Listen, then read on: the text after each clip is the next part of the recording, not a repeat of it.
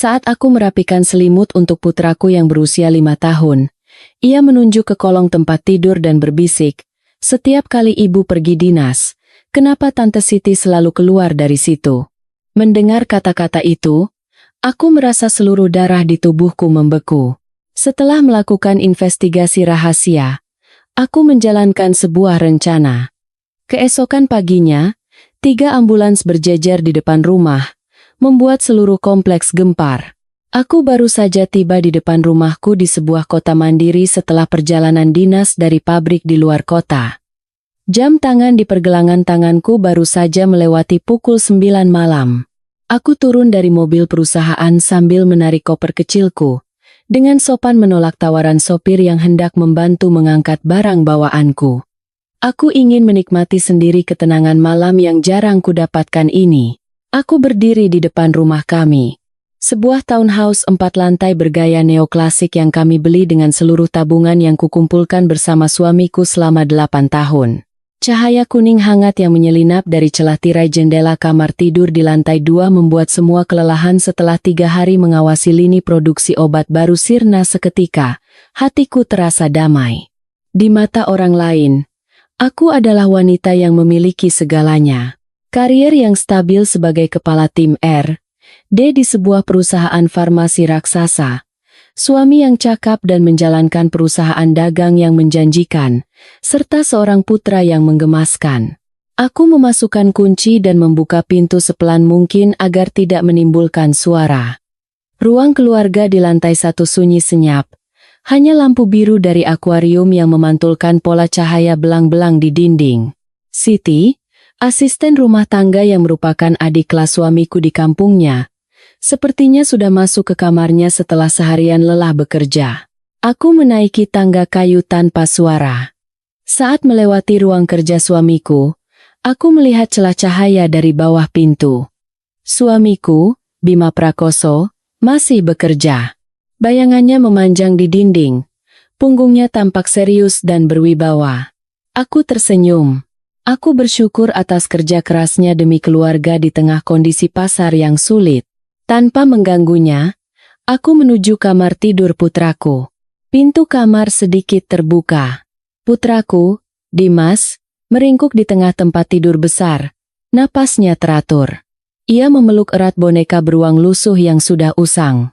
Setiap kali aku hendak menggantinya dengan yang baru, ia selalu menolak dan hanya mau boneka itu. Aku meletakkan tasku di kursi tanpa suara, berganti pakaian dengan piyama sutra yang sejuk, lalu naik ke tempat tidur dan berbaring di samping Dimas. Kehangatan tubuh mungilnya membuat seluruh keteganganku mereda. Aku mengecup keningnya ringan, berniat untuk memejamkan mata sejenak sebelum mandi. Saat itu, Dimas bergerak. Matanya yang besar dan hitam terbuka bulat, menatapku dengan berkedip. Sepertinya ia belum tidur lelap, atau mungkin terkejut oleh hawa dingin dari tubuhku. Dimas mengucek matanya dan berkata dengan suara serak, "Ibu sudah pulang?" Aku mengelus kepalanya dan berbisik, "Iya, sayang. Ibu sudah pulang." Dimas tidur lagi. "Ya, Angklaidai Aburalana." Anak itu tidak langsung menutup matanya. Ia terdiam sejenak, menatap kosong ke kegelapan. Tiba-tiba, ia berbalik ke arahku dan dengan jari mungilnya menunjuk ke kolong tempat tidur, yang tertutup sepenuhnya oleh spray yang menjuntai panjang. Pertanyaan polosnya menembus keheningan. Namun, kata-kata itu terasa seperti siraman air es yang membekukanku di tempat. "Ibu, kenapa Tante Siti selalu keluar dari sana setiap kali ibu pergi dinas?" Aku terperangah. Aku merasa salah dengar. Jantungku serasa jatuh, lalu mulai berdebar kencang tak terkendali. Aku memaksakan senyum dan bertanya kembali pada putraku dengan suara setenang mungkin. "Dimas, kamu bilang apa? Tante Siti kenapa? Mungkin kamu mimpi, sayang. Siapa yang bisa masuk ke kolong tempat tidur sesempit ini?" Dimas menggelengkan kepalanya dengan kuat. Di wajah bocah 5 tahun itu, terukir ekspresi yang luar biasa serius, seolah ingin membuktikan bahwa ia mengatakan yang sebenarnya. Ia menarik ujung lengan bajuku dan berbisik seakan takut ada yang mendengar. Bukan mimpi, Bu. Tante Siti keluar dari bawah situ, terus main dokter-dokteran sama ayah. Ayah bilang ini permainan rahasia orang dewasa. Kalau cerita ke ibu nanti ditangkap genderuwo. Telingaku berdengung hebat. Semua suara di sekitarku lenyap. Hanya gema mengerikan dari ucapan putraku yang terus berputar di kepalaku. Main dokter-dokteran. Permainan rahasia. Kata-kata itu menusuk otakku seperti jarum tajam. Rasa sakitnya luar biasa. Aku bangkit dan menatap tajam ke tempat tidur kayu eboni yang diimpor langsung dari Italia. Tempat tidur ini adalah yang Bima bersikeras ingin ganti 2 tahun lalu. Alasannya, tempat tidur lama tidak baik menurut Feng Shui dan juga buruk untuk kesehatan tulang punggungku. Ia sendiri yang memesannya dan mengawasi langsung saat tukang datang untuk merakitnya. Ia memujinya setinggi langit, mengatakan betapa kokoh dan berkelasnya tempat tidur ini. Desainnya berbentuk kotak yang menempel rapat ke lantai, tertutup di semua sisinya, terlalu berat bahkan untuk sekadar digeser saat membersihkan rumah. Aku hanya bisa membersihkan celah-celahnya dengan penyedot debu portabel. Rasa takut yang samar namun menusuk mulai menyebar ke seluruh tubuhku. Aku teringat, setiap kali aku pulang dinas, spray selalu terasa kaku seperti baru dicuci, dan aroma pelembut pakaiannya jauh lebih menyengat dari biasanya, seolah untuk menutupi bau lain. Aku teringat tatapan Siti yang selalu menghindar dan gugup setiap kali aku tiba-tiba masuk ke dapur. Dan juga, sosok Bima, suamiku yang teladan, yang setiap malam sibuk bekerja di ruang kerjanya. Mungkinkah? Tepat di bawah kasur nyaman tempatku tidur setiap malam, di ruang paling suci bagi kebahagiaan seorang wanita, tersimpan rahasia sekotor ini. Aku menatap putraku yang sudah kembali tertidur lelap karena lelah, tanpa sadar meremas ujung selimut dengan erat. Baru sekitar pukul 1 dini hari Bima masuk ke kamar dengan hati-hati. Ia berbaring di sampingku dan memeluk pinggangku, sebuah kebiasaan yang telah ia lakukan selama 8 tahun terakhir. Aku berpura-pura tidur nyenyak, berusaha mengatur napasku agar tetap teratur. Dalam kegelapan, aku mendengar suaranya berbisik lembut sambil mengecup rambutku. "Selamat tidur, sayangku." Dulu, aku akan tersenyum bahagia dan membenamkan diri lebih dalam di pelukannya. Tapi sekarang, kata-kata itu terdengar begitu menjijikkan dan penuh kepalsuan hingga membuatku merinding. Keesokan paginya, aku izin sakit dari kantor dengan alasan sakit kepala parah karena pergantian musim. Bima, dengan wajah khawatir, memeriksa keningku dan memberikan berbagai macam nasihat sebelum akhirnya berangkat kerja dengan tas kerjanya. Siti juga dengan cepat menyiapkan sarapan Dimas dan mengantarnya ke taman kanak-kanak. Begitu suara sepeda motor Siti benar-benar hilang di balik gerbang besi, rumah menjadi sunyi senyap. Aku segera bangkit dan mengunci pintu kamar. Jantungku berdebar begitu kencang seolah mau melompat keluar dari dada. Aku bukan tipe wanita yang buta karena cemburu, yang akan memaki suaminya tanpa bukti atau menjambak rambut selingkuhannya. Aku membuka tas kerja profesional yang kubawa dari laboratorium, mengeluarkan senter ultraviolet portabel dan kamera termal inframerah kecil. Ini adalah peralatan yang biasa kugunakan di pabrik untuk memeriksa kebocoran bahan kimia atau jejak biologis. Aku mulai menyinari sudut-sudut tempat tidur eboni yang megah itu dengan senter UV. Cahaya ungu menyapu lapisan pernis yang mengilap, menyorot setiap serat kayunya. 3 sisi tempat tidur tidak menunjukkan keanehan apapun. Namun, ketika aku menyinari bagian yang paling tersembunyi dan sulit diamati bagian kepala tempat tidur yang menempel di dinding, aku menemukan goresan yang sangat halus di lantai parket. Jejak yang sangat tipis dan konsisten, seolah-olah benda berat telah bergesekan berulang kali di jalur yang sama. Aku menggunakan kamera termal untuk memindai area di bawah tempat tidur. Layar menunjukkan distribusi suhu yang sedikit berbeda dari lantai di sekitarnya. Ini mengindikasikan adanya ruang kosong atau aliran udara di bawahnya. Instingku mengatakan aku berada di jalur yang benar. Aku mengeluarkan kamera endoskop industri. Sebuah kabel panjang dengan kamera sangat kecil di ujungnya, mampu menyelinap ke celah tersempit sekalipun. Aku mendorong kepala kamera ke celah kecil di antara papan dasar dan rangka tempat tidur, area yang tidak mungkin dilihat dengan mata telanjang. Di layar ponsel yang terhubung dengan kamera, gambar yang samar dan buram di kegelapan mulai muncul. Saat aku menyalakan lampu LED internal di kepala kamera, pemandangan yang tersaji di depanku membuatku harus menutup mulut dengan tangan untuk menahan jeritan ngeri. Di bawah kasur tebal dan sistem papan melengkung yang mewah itu bukanlah lantai beton biasa. Di sana terpasang sistem pengangkat hidrolik yang berkilauan dan dirancang dengan sangat presisi. Sebagian lantai di bawah tempat tidur telah dipotong dengan rapi dan diletakkan di atas mekanisme pengangkat otomatis. Dengan menekan saklar yang tepat, seluruh papan dasar tempat tidur dan lantai palsu ini akan bergeser ke samping atau turun, membuka jalan rahasia yang langsung terhubung ke lantai bawah. Aku merinding saat membayangkan denah rumah ini. Tepat di bawah kamar tidur utama kami, ada sebuah ruangan kecil yang Bima sebut sebagai gudang anggur. Ia bersikeras bahwa anggur memerlukan kontrol suhu dan kelembapan yang ketat, jadi ia memasang peredam suara dan kunci sidik jari, lalu menyimpan kuncinya secara terpisah. Alasannya, orang asing yang masuk bisa merusak koleksi anggurnya. Aku mengarahkan kabel kamera, mencoba mendorongnya lebih dalam melalui celah lantai palsu untuk mengintip ruangan di bawah. Lampu LED menyorot salah satu sudut ruangan. Rak-rak anggur tidak ada di sana.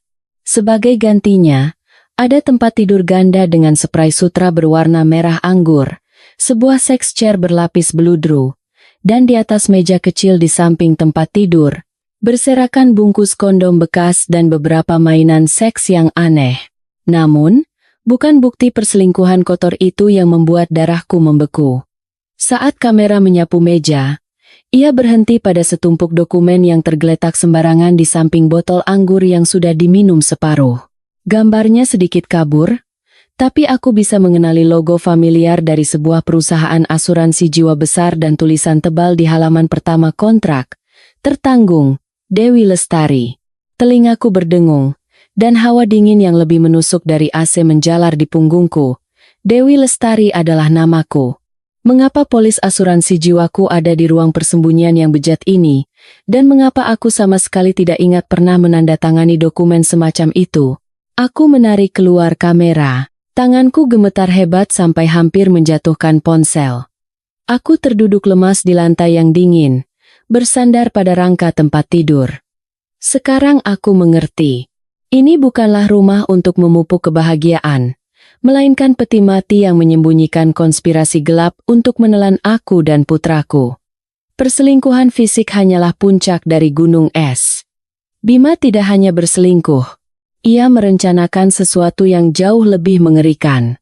Sebuah permainan catur di mana nyawaku hanyalah sebuah pion. Aku duduk di meja makan, mengamati Bima dengan telaten mengupaskan apel untuk Dimas. Cahaya dari lampu kristal menerpa wajahnya, menonjolkan hidung mancung dan tatapan matanya yang dalam, yang pernah begitu kucintai. Ia masih sama. Di luar, seorang direktur yang berwibawa. Di rumah, seorang ayah yang teladan. Jika bukan karena kamera endoskop dan pemandangan menjijikan di bawah tempat tidur, mungkin aku akan terus percaya bahwa aku adalah wanita paling beruntung di dunia. Bima berbalik ke arahku dan meletakkan segelas susu hangat di atas meja. Uap mengepul, menyebarkan aroma susu segar yang gurih. Ia tersenyum dengan senyum yang dulu selalu menenangkanku. Mengapa sekarang senyum itu terasa sedingin pisau bedah? Sayang, minum selagi hangat. Sepertinya akhir-akhir ini kamu kurang tidur. Aku tambahkan sedikit madu hutan liar pemberian teman. Katanya bagus untuk menenangkan saraf. Aku mengambil gelas susu itu. Kehangatannya terasa di telapak tanganku. Tetapi hatiku gemetar hebat. Bagus untuk menenangkan saraf. Kata-kata itu terdengar seperti kutukan di telingaku. Aku membawa gelas itu ke bibir, mengintip Bima dari balik uap tipis. Ia tidak menatapku terang-terangan, tapi sudut matanya mengawasiku, menunggu aku menelan cairan putih keruh itu. Aku berpura-pura menyesap sedikit, lalu tiba-tiba menutup mulut dengan tangan dan terbatuk-batuk kering. Aduh, panas sekali. Aku lupa meniupnya. Sayang, tolong ambilkan tisu, dong. Dimas menumpahkan apel ke bajunya. Bima bergegas berbalik menuju rak dapur.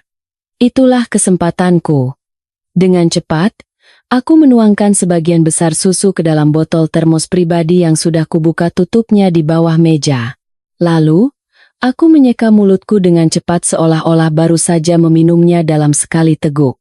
Ketika Bima kembali, gelas susu di atas meja sudah kosong lebih dari setengah. Ia melihat gelas itu, dan tatapan puas yang tersembunyi melintas di matanya sebelum ia kembali bermain dengan putranya. Malam itu, aku menunggu sampai suara dengkuran Bima terdengar teratur, lalu bangkit dengan hati-hati. Aku membawa botol termos berisi sampel susu berharga itu, diam-diam memesan taksi, dan menuju kantor. Sebagai kepala tim R&D, aku punya kunci pribadi dan akses kapan saja ke laboratorium. Di bawah cahaya putih yang dingin di lab, dengan tangan gemetar, aku meneteskan susu itu ke dalam tabung reaksi dan memulai analisis kromatografi cair kinerja tinggi. Di malam yang sunyi, suara mesin yang bekerja terdengar seperti detak jarum jam pada bom waktu. Hasil yang muncul di layar komputer membuatku harus berpegangan erat pada tepi meja batu agar tidak jatuh. Tidak ada madu hutan liar. Sebaliknya, di dalamnya terkandung risperidone, obat antipsikotik yang digunakan untuk pasien skizofrenia, dengan dosis yang diperhitungkan dengan sangat cermat. Jika dikonsumsi dalam jangka panjang oleh orang normal, obat itu dapat menyebabkan gejala seperti lesu, kehilangan memori, tremor, dan gangguan kontrol emosi. Sekarang semua kepingan teka-teki itu menyatu. Insiden di mana aku sering lupa meletakkan kunci, saat-saat aku marah tanpa alasan pada Dimas, dan rasa lelah kronis yang terus-menerus kurasakan. Semua itu bukan karena stres pekerjaan atau faktor usia. Aku sedang diracuni secara perlahan oleh suami yang tidur di sampingku setiap malam. Aku teringat percakapan telepon rahasia Bima yang tidak sengaja kudengar minggu lalu. Ia terdengar cemas dan terdesak karena pinjaman bank yang jatuh tempo dan beberapa bidang tanah di pesisir yang investasinya macet. Ternyata, perusahaan dagangnya hanyalah cangkang kosong. Ia terlilit utang karena kegagalan investasi spekulatif yang serampangan. Dan aku atau lebih tepatnya, paten teknologi bio atas namaku yang bernilai ratusan miliar adalah satu-satunya tali penyelamatnya. Namun, untuk menjualnya tanpa tanda tanganku, aku harus menjadi orang yang kehilangan kecakapan hukum sipil. Seorang istri gila, seorang ibu yang tidak waras. Rencananya tidak hanya kejam, tetapi juga bertujuan untuk melucuti kepribadian dan hak-hakku sebagai manusia. Pada hari Minggu, Bima berkata akan mengajak Siti ke supermarket besar untuk membeli bahan makanan segar selama seminggu. Tapi aku tahu betul bahwa hari ini adalah jadwal pemeriksaan kandungan rutinnya di dokter kandungan yang telah ia pesan secara diam-diam. Ia membutuhkan anak dalam kandungan Siti. Mungkin sebagai persiapan untuk membangun keluarga baru setelah berhasil memasukkanku ke rumah sakit jiwa. Begitu mereka pergi, aku mengirim Dimas ke rumah neneknya dengan alasan ibu harus melakukan pembersihan besar-besaran di rumah. Setelah rumah benar-benar kosong, aku mengambil napas dalam-dalam dan kembali ke kamar tidur tempat gerbang menuju neraka tersembunyi. Kali ini, aku sudah lebih terbiasa mengoperasikan mekanisme geser tempat tidur. Saat pintu rahasia terbuka, bau apek yang pengap bercampur dengan aroma parfum murahan menusuk hidungku. Aku menuruni tangga kayu yang sempit. Jantungku berdebar seolah mau meledak, tetapi langkahku lebih mantap dari sebelumnya. Ruangan itu persis seperti yang kulihat melalui kamera. Namun, berada di sini secara langsung membuat rasa jijik yang menyesakan terasa lebih nyata. Aku memakai sarung tangan karet dan mulai menggeledah setiap sudut. Di balik rak anggur palsu, aku menemukan panel kayu yang saat diketuk mengeluarkan suara berongga. Setelah membongkar panel itu, sebuah brankas elektronik kecil yang tersembunyi di dalam dinding muncul. Aku tidak tahu kata sandinya, tetapi pengalamanku di lab mengajariku cara menemukan jejak. Aku mengeluarkan sebotol bubuk fluoresen yang digunakan untuk mendeteksi sidik jari di permukaan halus dan senter UV portabel dari tasku. Aku menaburkan sedikit bubuk di atas keypad numerik, lalu mematikan lampu ruangan dan menyalakan senter UV. Dalam kegelapan, bubuk menempel paling jelas pada 4 angka 1, 2, 0, 5 bersinar terang seperti api hantu. 5 Desember. Hari jadi pernikahan kami. Aku tertawa getir. Suara tawa yang menggema di ruang bawah tanah yang kedap suara itu terdengar seperti isak tangis. Ia menggunakan hari peringatan paling sakral dalam pernikahan kami untuk mengunci rahasia pengkhianatannya. Ironi ini lebih kejam daripada ribuan pisau yang menusuk jantungku. Dengan bunyi bip yang kering, brankas terbuka. Di dalamnya tidak ada uang tunai atau perhiasan mahal. Hanya ada setumpuk dokumen tebal. Dengan tangan gemetar, aku membolak-balik lembar demi lembar. Kontrak utang dengan rentenir dengan bunga yang mencekik. Totalnya mencapai miliaran rupiah. Dokumen hipotek untuk rumah yang aku dan Dimas tinggali ini, dengan tanda tanganku yang dipalsukan, sudah diajukan ke bank dan hanya menunggu pencairan dana. Dan yang paling penting, di bagian paling bawah, ada kontrak pengalihan hak paten teknologi bio anak intelektualku yang telah kurawat selama 5 tahun dengan segenap jiwa ragaku. Pihak penerima adalah perusahaan farmasi saingan yang merupakan musuh bebuyutan grup kami. Bima telah menjualku. Tidak hanya secara emosional, tetapi juga kecerdasan, keringat, air mata, dan karierku. Ia menjualnya dengan harga murah untuk melunasi utang dari ambisinya yang bodoh. Ia menganggapku seperti sapi perah, memeras hingga tetes terakhir sebelum mengirimku ke rumah jagal. Aku memotret semua dokumen dan mengembalikan semuanya seperti semula. Saat menutup pintu brankas, aku merasa wanita lemah yang dulu mencintai dan mempercayai suaminya telah mati sepenuhnya di ruang bawah tanah ini. Ketika aku keluar dari sana, aku bukan lagi Dewi Lestari yang kemarin. Aku adalah seorang ibu yang harus melindungi anaknya, dan seorang ilmuwan yang harus mempertahankan kehormatannya. Senin pagi, aku kembali ke laboratorium, tetapi bukan untuk bekerja seperti biasa. Di kepalaku, hanya ada satu formula pembalasan. Aku membuka lemari penyimpanan sampel tanaman dan mengambil sebuah kotak kecil berisi bulu halus dari tanaman Mucuna pruriens, atau yang dikenal sebagai kara benguk, yang kukumpulkan untuk penelitian zat iritan alami. Bulu ini mengandung serotonin dan enzim proteolitik yang jika terkena kulit, bahkan dalam jumlah sangat kecil, akan menyebabkan rasa gatal yang luar biasa, terutama saat pori-pori terbuka karena keringat atau suhu tinggi. Semakin digaruk, semakin menyebar. Rasanya seperti ribuan semut api menggigit di bawah kulit. Dengan hati-hati, aku mengekstrak dan memurnikannya, lalu mencampurnya dengan bubuk inert ultra halus yang tidak berwarna dan tidak berbau. Di bawah mikroskop, partikel-partikel halus ini tampak tajam seperti serpihan kaca yang tak terlihat.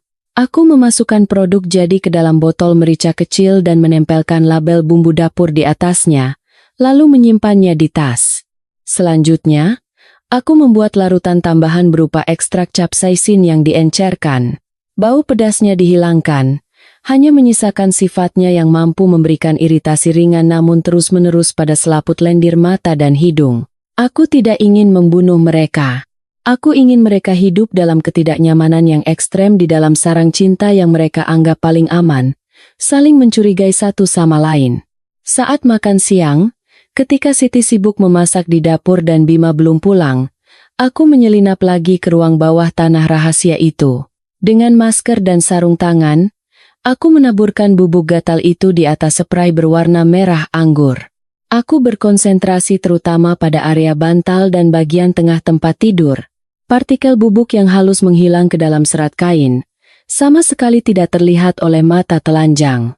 Aku juga mengoleskannya sedikit di gagang pintu, saklar lampu, dan meja samping tempat tidur tempat-tempat yang pasti akan disentuh tangan mereka saat bercinta. Kemudian, aku membuka penutup filter AC berdiri di sudut ruangan dan menyemprotkan larutan capsaicin yang telah diencerkan secara merata.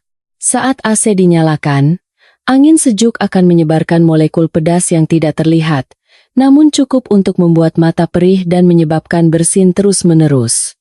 Setelah menyelesaikan semua pekerjaanku, aku membersihkan jejak dengan cermat, naik ke kamar tidur, dan menutup jalan rahasia. Aku berdiri di depan cermin, merapikan rambutku, dan mengoleskan kembali lipstik merah. Orang sering berkata bahwa wanita yang berurusan dengan bahan kimia itu membosankan. Sepanjang hari hanya berkutat dengan tabung reaksi dan data. Tetapi mereka lupa bahwa racun dan obat terkadang hanya dibedakan oleh dosis dan tujuan. Bima ingin membuatku gila. Maka, aku akan mengubah kehidupan penuh nafsu miliknya dan selingkuhannya menjadi mimpi buruk gatal yang tak berkesudahan. 2 hari kemudian, perang biokimiaku mulai menunjukkan hasil. Saat makan malam, aku memperhatikan Siti terus-menerus menggeliat dan diam-diam menggaruk leher dan lengannya. Meskipun AC di ruang makan diatur pada suhu 24 derajat, wajahnya memerah dan keringat membasahi dahinya. Di balik kebaya sederhana yang sering ia kenakan dengan gaya bersahaja, bintik-bintik merah mulai terlihat samar. Aku meletakkan sepotong ikan bakar ke piring nasi Bima dan berkata dengan suara ramah, namun tatapanku tertuju pada Siti. Siti, kok mukamu merah sekali? Alergi pergantian musim ya?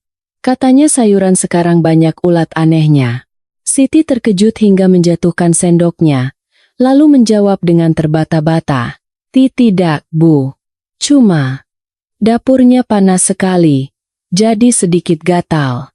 Ia menunduk dalam-dalam, tidak berani menatapku. Aku tahu apa yang ia takuti. Sebagai wanita dari desa yang baru datang ke kota dengan pengetahuan medis yang minim, ia diam-diam menjalin hubungan dengan suami majikannya.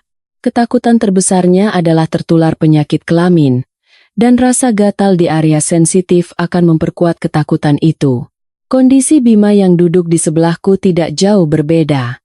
Matanya merah dan ia terus menguceknya hingga berair. Ia bersin-bersin dan mengeluh dengan suara sangau. AC di rumah kita kenapa ya? Setiap turun ke lantai 1, mata jadi perih sekali. Tanpa sadar, Bima hampir saja keceplosan tentang ruang bawah tanah rahasia itu. Aku berpura-pura polos dan menuangkan segelas air untuknya. Kamu terlalu lama di depan komputer. Itu sebabnya. Besok kita panggil teknisi untuk periksa seluruh AC. Bagaimana? Tapi, sayang, melihat Siti terus menggaruk-garuk, jangan-jangan itu penyakit kulit menular. Di rumah ada anak kecil. Kalau sampai menular ke Dimas kan gawat. Perkataanku tentang menular adalah satu anak panah yang mengenai 2 burung sekaligus. Bima langsung berhenti makan dan menatap Siti dengan pandangan penuh curiga dan jijik. Ia adalah pria yang egois dan penuh prasangka. Jelas ia mulai meragukan apakah selingkuhannya yang tampak muda dan polos ini benar-benar sebersih penampilannya. Atau jangan-jangan ia membawa penyakit dari kampung dan menularkannya. Wajah Siti pucat pasi dan ia gemetar. Ia takut hubungannya terbongkar, sekaligus bingung dengan kondisi tubuhnya sendiri. Semakin ia menggaruk, rasa gatal itu semakin menyebar seperti api, lebih luas dan lebih hebat. Malam itu, melalui CCTV, aku melihat Siti tidak bisa tidur, terus berguling-guling di tempat tidurnya. Ia diam-diam pergi ke kamar mandi, berulang kali memeriksa tubuhnya. Bima di sampingku juga gelisah, hanya mendesah, dan sesekali bangun untuk meneteskan obat mata. Tapi sia-sia. Aku mendengarkan suara garukan para pengkhianat itu dalam diam, sambil bergumam dalam hati. Ini baru awal yang sangat ringan. Keraguan yang ditanamkan di hati manusia jauh lebih beracun daripada bahan kimia manapun. Dan aku akan terus menyirami benih keraguan itu sampai tumbuh menjadi pohon berduri yang akan mencabik-cabik hubungan haram mereka. Malam itu, setelah memastikan Bima tertidur lelap, aku membuka ponsel dengan hati-hati untuk memeriksa rekaman CCTV. Di layar, terlihat Siti meringkuk di tempat tidurnya, tidak tahan gatal, terus menggaruk leher dan lengannya. Ia memegang ponsel, terus menggulir layar. Cahaya biru dari layar menerangi wajahnya yang cemas, menciptakan suasana yang aneh. Aku tahu apa yang sedang ia lakukan. Bagi wanita seperti Siti, yang pendidikannya rendah dan penakut, internet adalah satu-satunya tempat untuk mencurahkan masalah yang tak bisa ia ceritakan. Aku menyalakan laptop dan masuk dengan akun palsu ke sebuah komunitas online wanita tertutup yang telah kubangun dengan cermat selama beberapa bulan. Nama panggilanku adalah Bunda Ratu Herbal. Foto profilku adalah gambar tangan yang sedang meracik jamu, memberikan kesan terpercaya sekaligus misterius. Benar saja, di forum konsultasi rahasia, ada sebuah postingan baru yang diunggah 10 menit yang lalu. Meskipun akunnya anonim, dari kalimatnya yang canggung dan kesalahan ejaan yang khas, aku langsung tahu itu adalah Siti. Ia menulis, "Bunda, beberapa hari ini seluruh badan saya gatal, makin digaruk makin perih. Apa ini penyakit yang menular dari laki-laki ya? Terus, pasangan saya akhir-akhir ini lemas dan gampang capek. Gimana caranya biar hubungan kami tetap awet ya?" Aku tersenyum sinis, lalu mulai mengetik balasan pertama, berpura-pura sebagai seorang ahli kesehatan bijak yang memahami seluk-beluk kehidupan. Aku membalas, "Selamat malam, Mbak. Rasa gatal bisa jadi pertanda panas dalam dan darah kotor karena terlalu banyak pikiran, sehingga energi negatif mudah masuk. Untuk pasangan Mbak, jika sering lelah dan berkeringat dingin, itu tanda ginjalnya lemah dan peredaran energinya tidak lancar. Jika tidak segera diatasi, api gairahnya bisa padam dan ia akan mencari kehangatan baru di tempat lain." Istilah-istilah kesehatan tradisional itu tepat sasaran, menusuk langsung ke dalam kecemasan Siti yang takut kehilangan sandaran finansialnya. Ia pasti merasa seperti orang tenggelam yang menemukan seutas tali. Hanya beberapa menit kemudian, sebuah pesan pribadi masuk. Siti mengirim pesan dengan nada putus asa. "Bunda, tolong selamatkan saya. Saya takut sekali ke dokter. Apa Bunda punya obat yang bagus? Berapapun harganya akan saya beli." Aku tidak langsung membalas. Untuk menaikkan nilai saranku, aku membiarkannya menunggu dengan cemas selama sekitar 15 menit. Barulah setelah itu aku perlahan mengetik balasan. "Penyakit di hati harus diobati dari hati. Penyakit di badan diobati dengan herbal. Saya tidak menjual obat. Saya hanya menunjukkan jalan bagi mereka yang berjodoh.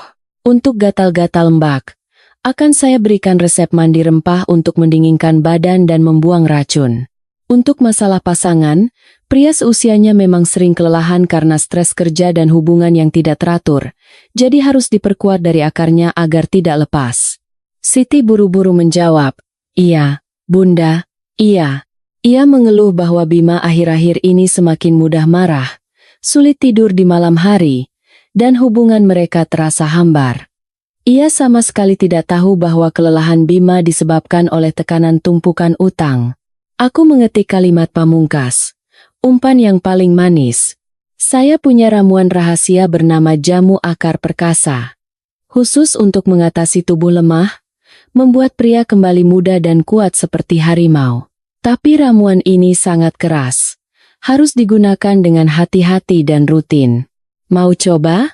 Di seberang layar, aku bisa membayangkan wajah Siti yang berbinar-binar saat ia segera membalas. "Mau, Bunda. Mau sekali. Tolong bantu saya. Seumur hidup saya tidak akan lupakan kebaikan Bunda." Wanita naif itu sama sekali tidak tahu bahwa jamu akar perkasa yang akan ia terima adalah tiket sekali jalan yang akan mengirim kedua pengkhianat itu ke dunia kegelapan.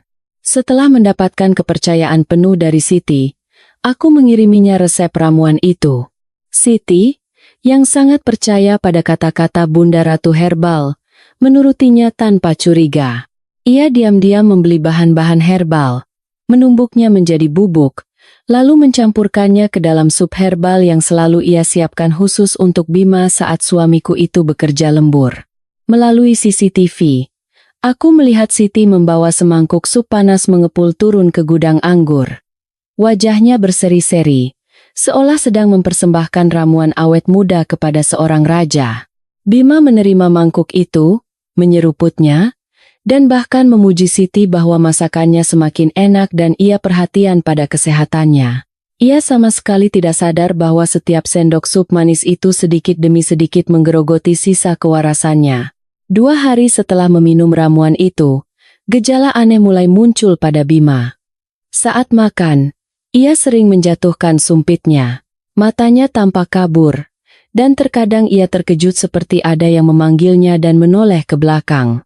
Suatu kali, saat menonton TV di ruang keluarga, ia tiba-tiba memegangi dadanya, wajahnya pucat pasi, dan keringat dingin bercucuran. Aku berpura-pura terkejut dan berlari untuk menopangnya.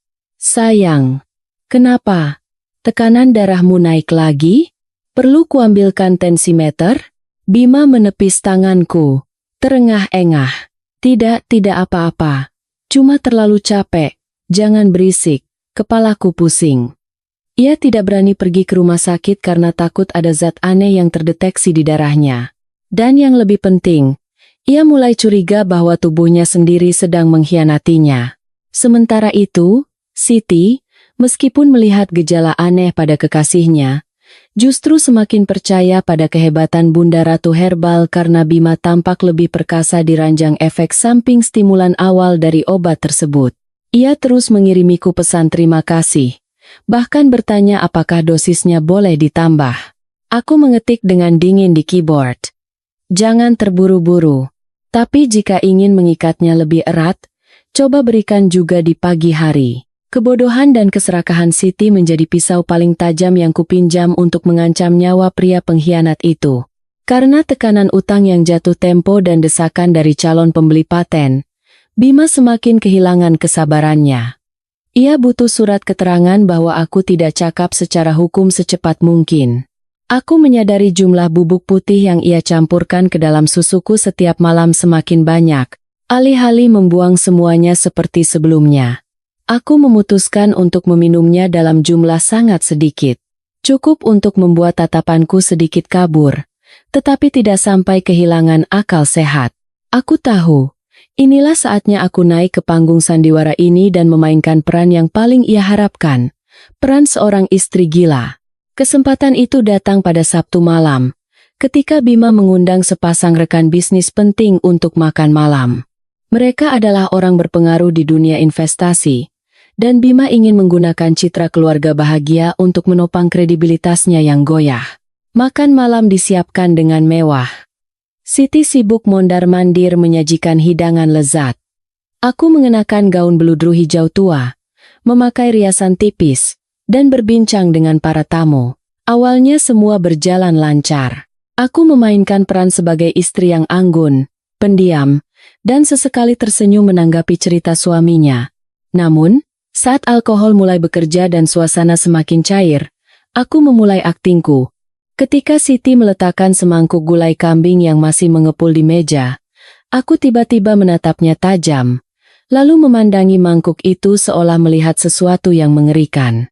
Aku menunjuk mangkuk itu, suaraku bergetar dan pecah. Darah. Kenapa ada darah? Kamu mau membunuhku, kan? Ada hantu di kolong tempat tidur. Hantu itu naik dan menaruh racun di gulai ini. Semua orang di meja makan terkejut. Istri rekan bisnisnya menjatuhkan sendoknya dengan bunyi ting yang nyaring. Wajah Bima pucat pasi. Ia buru-buru bangkit dan memegang bahuku. Suaranya berusaha tenang, tetapi kepanikannya terdengar jelas. Dewi, kamu kenapa? Kamu lelah. Ini cuma gulai kambing biasa. Di mana darahnya? Aku menepis tangan Bima dengan kasar dan bangkit berdiri. Gelas anggur tersenggol dan tumpah. Anggur merah membasahi taplak meja putih. Noda merah itu menyebar. Benar-benar tampak seperti darah. Aku memegangi kepalaku, menjerit melengking, lalu merangkak ke bawah meja, meringkuk dan gemetar. Jangan tangkap aku. Jangan suntik aku. Ayah, tolong ibu. Ayahmu itu iblis. Dimas, yang sedang bermain di ruang keluarga, mendengar jeritan ibunya dan berlari sambil menangis, memelukku erat. Melihat putraku ketakutan membuat hatiku seperti teriris, tetapi aku harus melanjutkan aktingku. Aku mendorongnya pelan dan menatap kosong ke udara. Dimas? Bukan. Kamu siapa? Pergi. Eduno de Keradusa. Bima dengan cepat menggendong Dimas, menyerahkannya pada Siti untuk dibawa pergi, lalu mulai menjelaskan kepada para tamunya dengan ekspresi suami malang yang luar biasa menderita. Maafkan kami, Bapak, Ibu, saya benar-benar minta maaf. Istri saya akhir-akhir ini kondisi mentalnya tidak stabil, kata dokter. Depresi pasca melahirkannya kambuh. Ditambah stres pekerjaan. Jadi ada gejala delusi. Saya sedang berusaha mengobatinya. Rekan bisnisnya menatapku dengan iba dan menggelengkan kepala. Kasihan sekali. Pak Bima. Rumah sebagus ini tapi istrinya begitu. Sebaiknya bawa istrimu ke atas untuk istirahat. Urusan bisnis bisa kita bicarakan lain waktu. Begitu pintu kamar tertutup, aku mendengar Bima menghela napas lega. Ia menatapku yang terbaring diam di tempat tidur, dan senyum penuh perhitungan tersungging di bibirnya. Ia benar-benar mengira aku sudah gila, dan keributan malam ini akan menjadi bukti paling kuat untuk memasukkanku ke rumah sakit jiwa. Keesokan paginya, Bima mengenakan setelan jas. Namun, bukannya pergi ke kantor, ia mengajakku untuk melakukan pemeriksaan kesehatan menyeluruh dengan alasan untuk memulihkan stamina. Aku mengangguk patuh. Mataku kosong tanpa fokus. Dan aku memeluk erat boneka beruang Dimas seperti anak kecil yang tersesat. Bima memapahku ke mobil. Sikapnya begitu lembut, orang yang tidak tahu pasti akan terharu melihatnya. Mobil tidak menuju rumah sakit umum ternama, melainkan ke sebuah gang sepi di pinggiran kota. Mobil berhenti di depan sebuah klinik pribadi dengan papan nama sederhana, Klinik Psikiatri Harapan Sejahtera. Dokter yang menyambut kami adalah seorang pria parubaya berkepala botak dan berkacamata bingkai emas. Bibirnya selalu tersenyum, tetapi matanya bersinar licik seperti pedagang. Bima sepertinya sudah mengenalnya.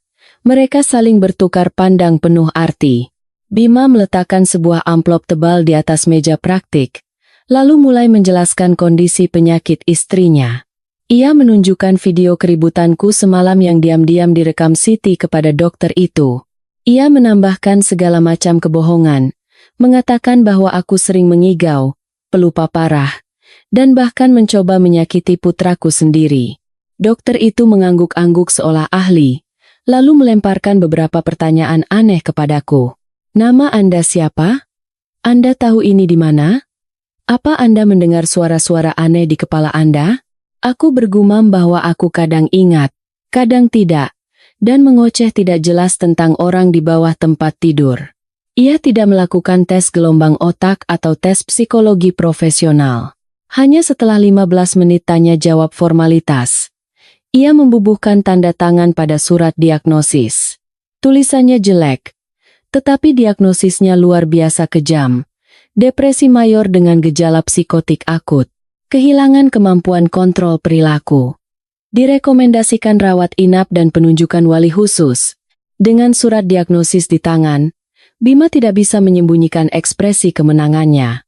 Ia menepuk pundak dokter itu dan berkata, "Terima kasih banyak dokter. Tolong bantu istri saya agar cepat pulih." Ia menoleh ke arahku dan berkata dengan suara manis seolah membujuk anak kecil.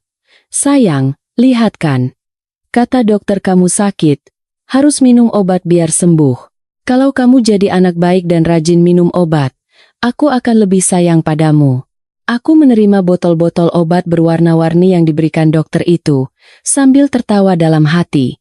Surat diagnosis ini adalah tiket baginya untuk merampas hartaku. Tetapi bagiku, ini adalah bukti nyata persekongkolan kotor antara dia dan dokter tak beretika itu. Sejak hari aku mendapatkan surat diagnosis sebagai penderita gangguan jiwa, Siti seolah melepaskan sepenuhnya cangkang kepolosannya yang kampungan. Ia berjalan di rumah ini seolah-olah ia adalah nyonya rumah masa depan. Sikapnya yang sombong namun canggung itu membuatku muak. Ketika Bima tidak ada dan aku berpura-pura tertidur lelap karena pengaruh obat, Siti dengan sengaja membuka lemari pakaianku. Ia mencoba gaun-gaun sutra mahalku di depan cermin, berputar-putar dengan senyum puas. Ia bahkan mengambil lipstik merah anggur kesayanganku dan mengoleskannya tebal-tebal di bibirnya yang pecah-pecah, mencoba meniru aura elegan yang tidak akan pernah bisa ia miliki seumur hidupnya. Kesombongan Siti mencapai puncaknya ketika ia mulai ikut campur dalam mendidik Dimas.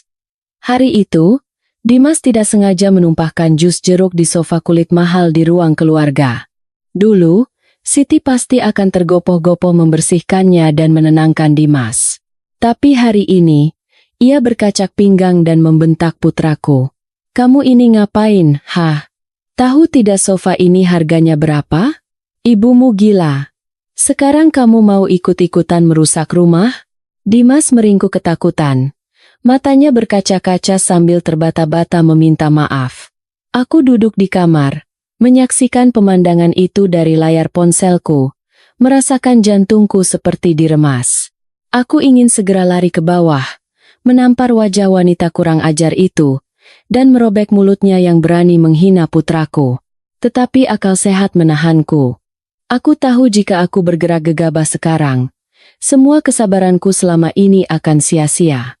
Aku harus membiarkan kesombongannya membengkak hingga batasnya. Seperti balon yang ditiup terlalu kencang, yang akan meledak hanya dengan satu tusukan jarum kecil. Aku menelan air mataku, mencatat setiap tindakan dan kata-katanya dalam buku catatan batinku. Semakin Siti besar kepala, semakin longgar kewaspadaan Bima. Ia merasa aman melihatku yang setiap hari linglung dan diam. Ia bahkan tidak mengunci pintu ruang kerjanya saat bercengkerama dengan selingkuhannya di sana. Ia tidak tahu bahwa kelalaian fatal itulah yang akan menjerat lehernya sendiri. Aku terus memainkan peran sebagai istri gila. Terkadang tertawa terkekeh-kekeh, terkadang menangis sesenggukan tanpa alasan, membuat Siti semakin meremehkanku. Ia mulai memerintahku seperti pembantu. "Bu, tolong ambilkan minum. Bu, jangan di situ, menghalangi jalan." Aku menuruti perintahnya dengan tatapan kosong, tetapi di dalam hati, aku terus mengasah pedang kebenaran. Kesombongan orang ketiga adalah katalisator sempurna untuk mempercepat proses kehancuran aliansi iblis ini. Untuk meruntuhkan sebuah benteng, cara terbaik bukanlah menyerang dari luar, tetapi dengan mencabut satu batu fondasi terpentingnya. Bagi pria seperti Bima, yang sangat terobsesi dengan harga diri, citra, dan garis keturunan, batu fondasi itu adalah harga diri dan darah dagingnya. Aku tahu Bima selalu membanggakan Dimas, menganggap putranya sebagai replika sempurna dirinya dan penerus tahtanya. Ia bisa mengkhianati istrinya, tetapi ia tidak akan pernah bisa menerima dikhianati atau membesarkan anak orang lain. Kepercayaan dirinya yang berlebihan bahwa ia bisa mengendalikan wanita akan menjadi kelemahan fatalnya. Di sela-sela waktu saat Bima membawa Siti ke mall untuk membeli barang-barang untuk sarang mereka di bawah tanah, aku duduk di depan komputer.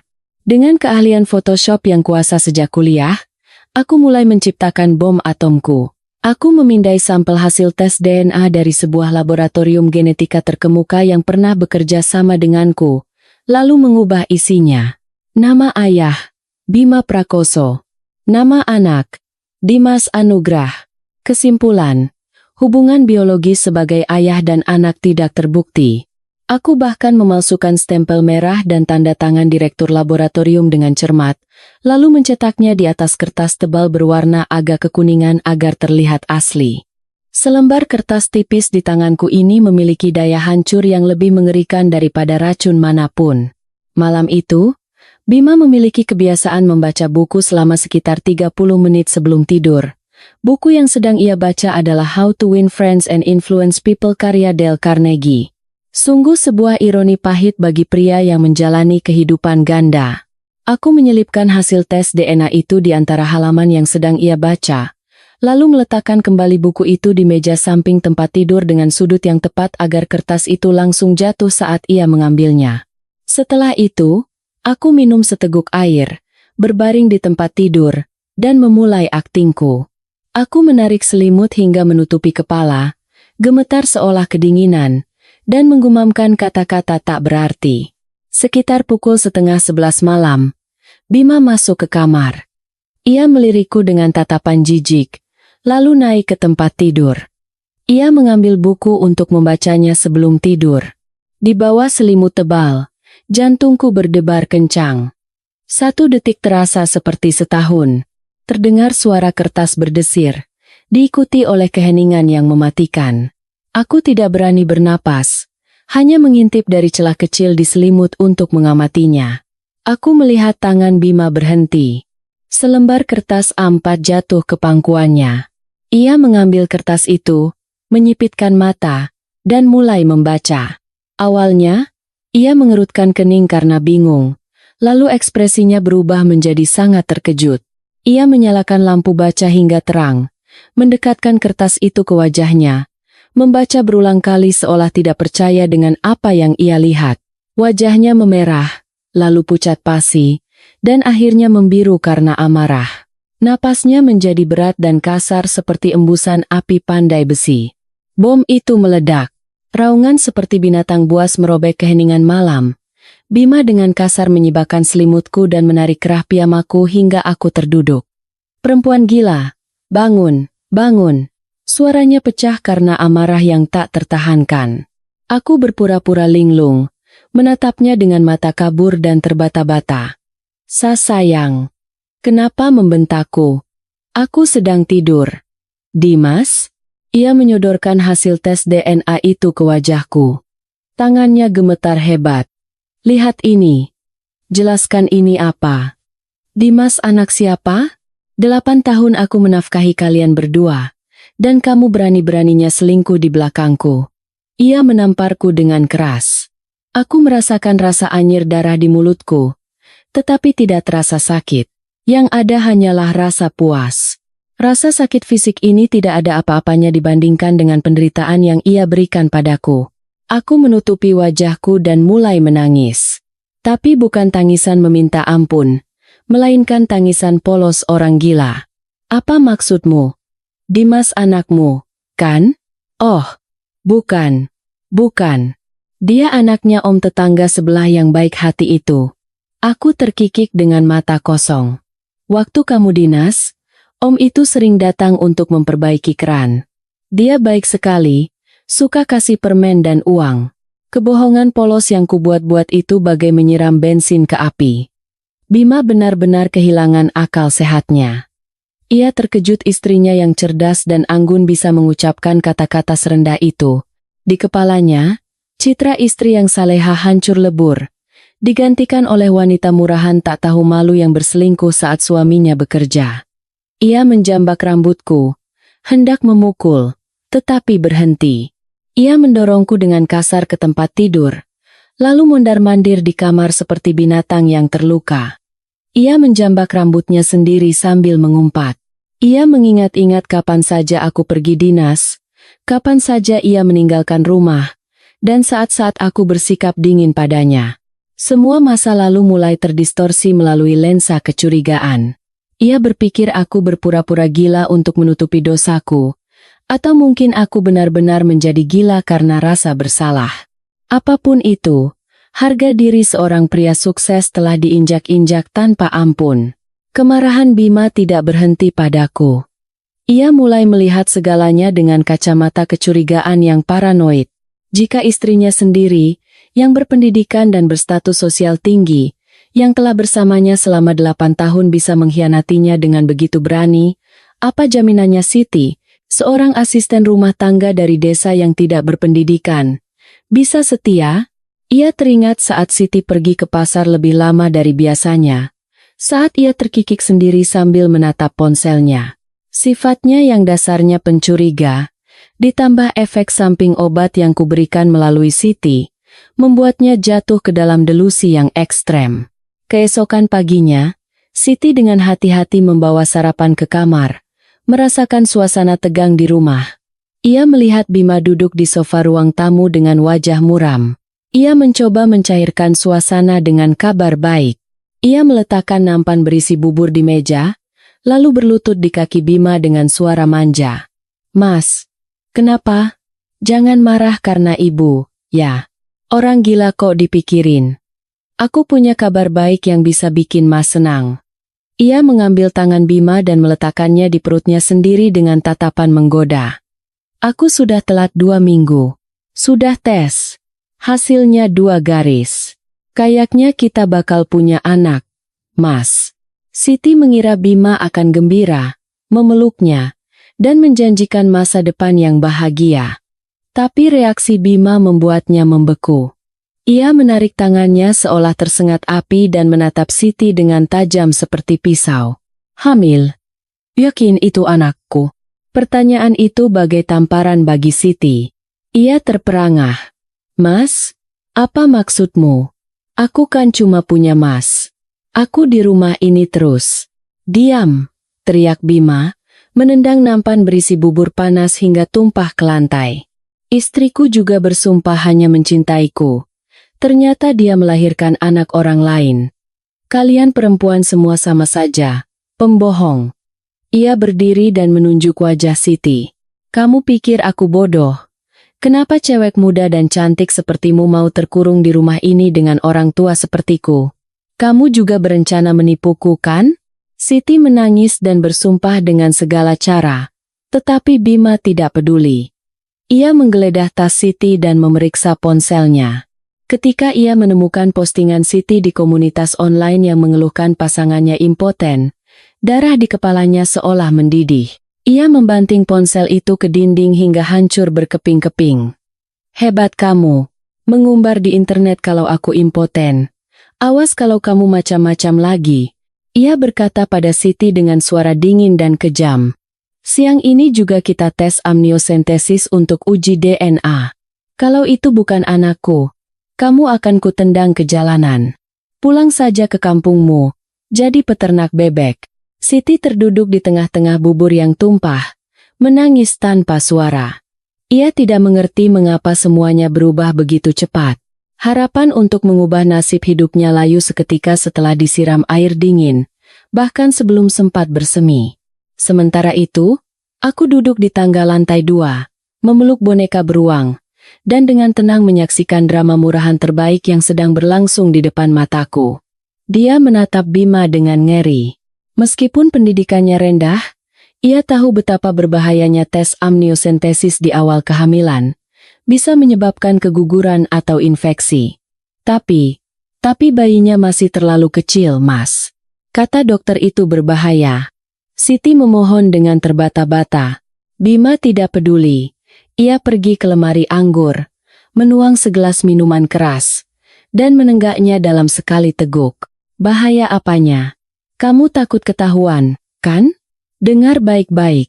Aku tidak akan jadi orang bodoh yang dibohongi oleh perempuan seperti kalian lagi. Melihat pemandangan itu, perasaanku campur aduk. Dua pengkhianat yang berniat menikmati kemewahan di atas penderitaanku kini saling mencabik-cabik.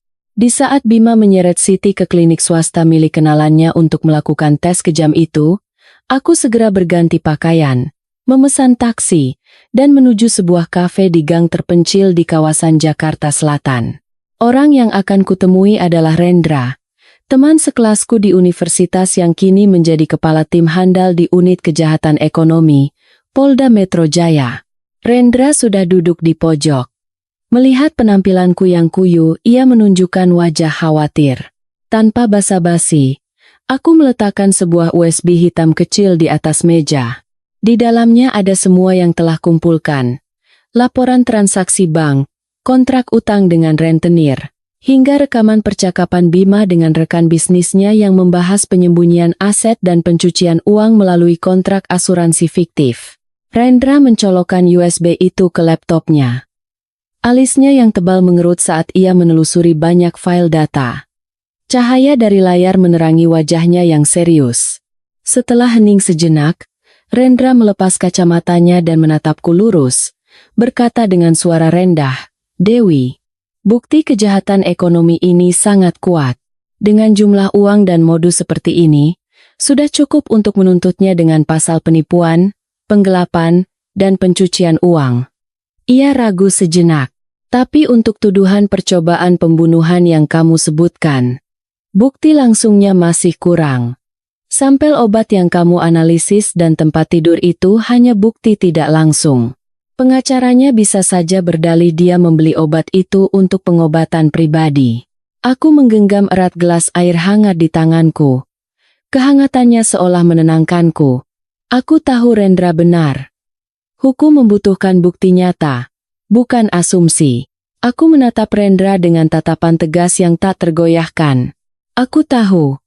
Makanya aku butuh bantuanmu. Siapkan timmu. Dalam 24 jam, aku akan berikan apa yang kamu butuhkan. Pengakuan langsung dari mulutnya dan selingkuhannya. Rendra menatapku cemas. Dewi, kamu mau melakukan apa? Jangan terlalu nekat. Dia sedang terpojok. Tikus yang terpojok bisa menggigit kucing. Aku tersenyum tipis. Senyum sedih namun penuh tekad. Ini bukan tindakan nekat. Aku hanya mengembalikan apa yang pantas mereka dapatkan. Percayalah padaku. Drama ini butuh sebuah akhir. Dan aku yang akan menulisnya. Aku mendekatkan diri ke telinga Rendra dan membisikkan rencanaku untuk malam ini secara rinci. Setelah mendengar semuanya, wajah Rendra menunjukkan keterkejutan. Lalu ia mengangguk. Ia menggenggam tanganku sekali seolah memberi kekuatan. Baiklah. Aku akan siagakan tim di dekat rumahmu. Beri saja sinyal, kami akan langsung masuk. Hati-hati. Tetap berkomunikasi. Saat aku meninggalkan kafe, gerimis mulai turun di langit Jakarta. Hujan berkabut yang dingin menempel di rambutku. Tetapi anehnya pikiranku terasa luar biasa jernih. Aku tidak punya tempat untuk mundur lagi, dan aku tidak mau mundur. Pertarungan ini bukan hanya untuk mempertahankan harta atau kehormatan. Ini adalah pertarungan untuk melindungi nyawaku dan nyawa putraku. Aku memesan taksi untuk kembali ke rumah megah yang dingin itu, sambil berjanji dalam hati. Bima Prakoso, seumur hidupmu kau hidup dengan perhitungan. Tapi kau lupa satu hal. Orang yang paling tahu kekuatan sebuah bom adalah orang yang membuatnya. Saat Bima dan Siti kembali, suasana rumah suram seperti di rumah duka. Siti berjalan dengan susah payah, wajahnya pucat pasi, dan tangannya memegangi perut bagian bawahnya. Jelas sekali tes amniosentesis itu tidak berjalan lancar, atau setidaknya telah memberinya penderitaan fisik dan mental. Bima duduk diam di sofa, menenggak minuman keras tanpa henti. Ia sedang menunggu hasil tes cepat. Hasil yang akan menentukan nasib Siti di rumah ini. Melihatku menuruni tangga, ia mengangkat matanya yang merah dan menatapku. Rasa jijik terpancar jelas.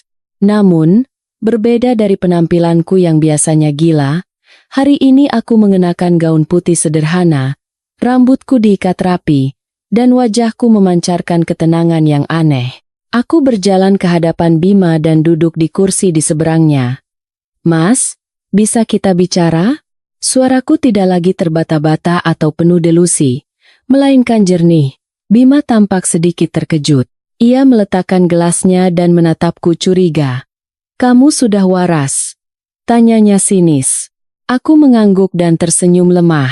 Setelah minum obat dari dokter beberapa hari, kepalaku jadi lebih jernih. Aku ingat banyak hal, dan aku sadar telah menjadi beban bagimu. Aku berhenti sejenak, mengamati ekspresinya. Melihat otot wajahnya sedikit mengendur, aku melancarkan pukulan telak. Aku setuju untuk bercerai.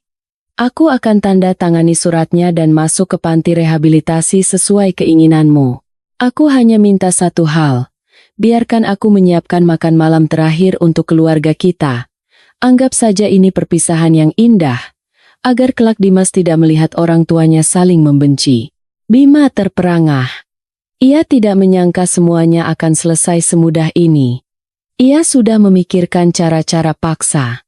Tapi sekarang, mangsanya berjalan sendiri masuk ke dalam perangkap. Kecurigaannya berkurang separuh, digantikan oleh kegembiraan gila bahwa harta yang besar akan segera menjadi miliknya. Ia berusaha menyembunyikan senyum kemenangannya dan berpura-pura menghela napas. Syukurlah kamu berpikir begitu. Aku juga tidak menginginkan hal ini. Semua karena penyakitmu. Baiklah. Malam ini kamu yang siapkan makan malam. Nanti Siti aku suruh bantu. Makan malam berlangsung di bawah cahaya kuning yang hangat. Di atas meja tersaji makanan-makanan yang dulu sangat disukai Bima. Rendang, sate, dan gulai kambing. Aku duduk di meja, menyajikan makanan untuk Bima dan Dimas. Gerakanku lembut, seolah tidak pernah ada pengkhianatan. Siti berdiri canggung di samping, dengan enggan melayani. Ia menatapku dengan campuran rasa takut dan cemburu. Bima makan dengan lahap. Mungkin karena beban psikologisnya telah terangkat, atau mungkin ia menganggap ini sebagai perayaan kemenangan yang dipercepat. Makan yang banyak.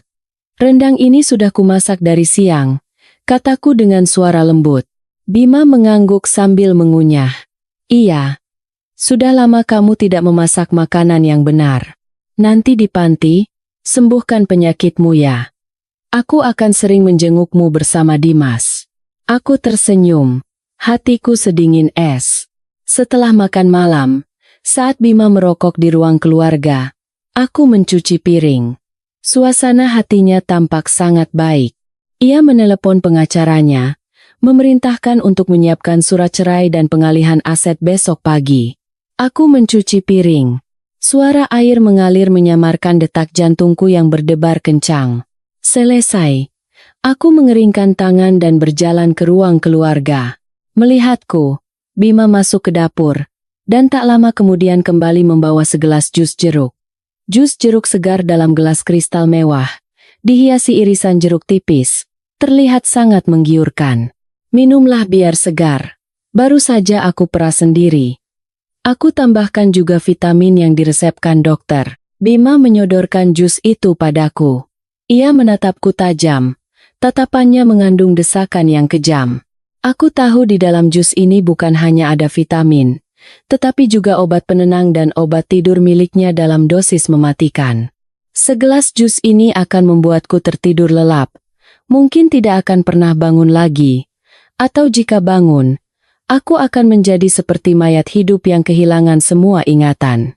Ia ingin memastikan aku tidak membuat masalah malam ini. Dan lebih jauh lagi, ia ingin menciptakan skenario bunuh diri karena depresi. Aku menerima gelas jus itu. Rasa dinginnya menjalar di ujung jariku. Aku mendekatkannya ke hidung dan mencium aromanya.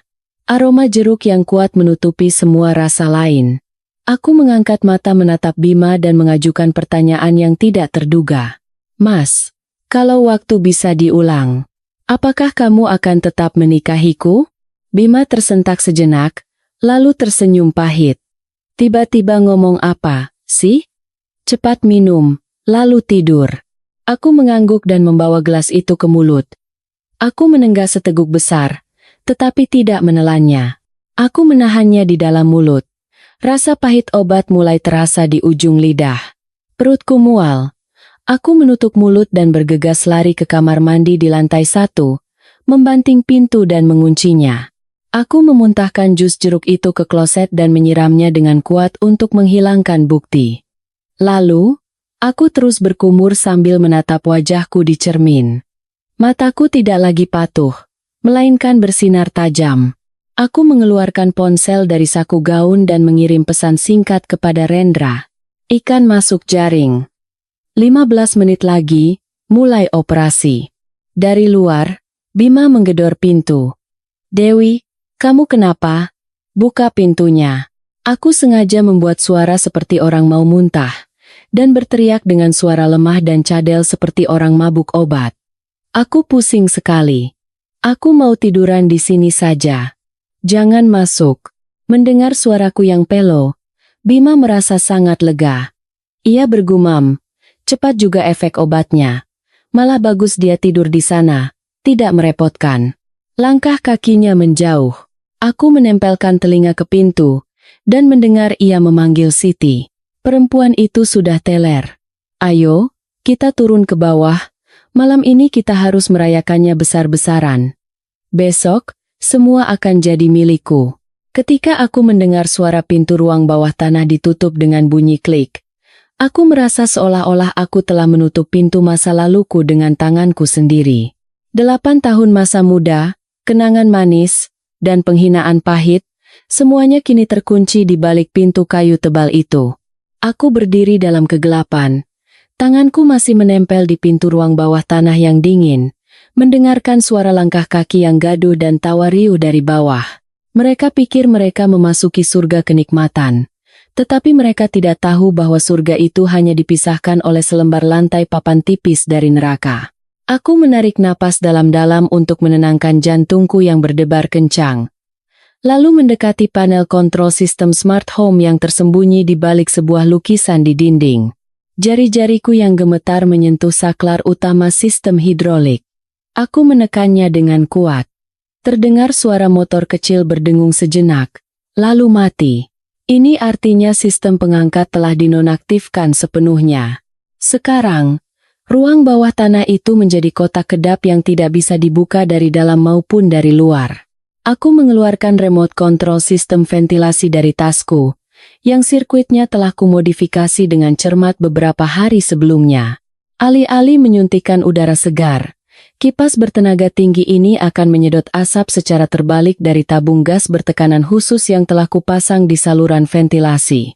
Asap itu adalah campuran karbon dioksida dingin dan sedikit gas penenang nabati, yang terlihat seperti kebakaran tetapi tidak menyebabkan sesak napas yang fatal. Aku menekan tombol mulai. Terdengar suara his kecil, seperti desahan iblis. Aku membayangkan asap putih yang dingin dan pekat merayap melalui celah-celah, perlahan-lahan memenuhi ruangan mewah di bawah. Ruang sempit yang sudah pengap oleh parfum dan nafsu itu kini akan menjadi semakin menyesakan. Aku berjalan ke balkon. Angin malam berhembus sejuk, kontras dengan api yang membara di hatiku. Aku memandang ke jalanan yang kosong. Cahaya kuning redup dari lampu jalan terasa sepi. Aku bergumam dalam hati.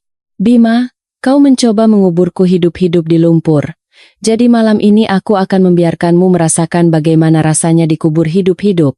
Aku kembali ke kamar tidur, duduk di tepi tempat tidur, dan menyalakan layar tablet yang terhubung dengan kamera di ruang bawah tanah. Gambar yang dikirimkan kabur karena asap tebal, tetapi cukup jelas untuk melihat kepanikan yang mulai terjadi. Bima dan Siti dilanda teror yang luar biasa. Bima menggedor-gedor pintu ruang bawah tanah dengan panik, tetapi yang menjawabnya hanyalah keheningan menakutkan dari kayu tebal dan baja kokoh. Siti meringkuk di atas sex chair, memegangi lehernya dan terbatuk-batuk hebat. Kadar oksigen di dalam ruangan semakin menipis. Melalui earphone, aku mendengar Siti menjerit ketakutan dengan suara serak. "Mas, ada orang di pojok sana." Itu, Ibu. Ibu Dewi." Ia menunjuk ke udara kosong, matanya melotot seolah mau keluar. Dalam kondisi kekurangan oksigen dan di bawah pengaruh obat, sosok istri yang selalu ia cemburui dan takuti muncul sebagai mimpi buruk yang nyata. Bima menoleh, tetapi di matanya, Siti mungkin tidak lagi terlihat sebagai selingkuhan muda yang menawan. Ia terus mengucek matanya dan berteriak, "Pergi! Jangan dekat-dekat, utangku sudah lunas semua. Aku tidak punya utang pada kalian." Ia mengayunkan tangan dan kakinya ke udara kosong, seolah mencoba mengusir para penagih utang tak kasat mata yang mengelilinginya.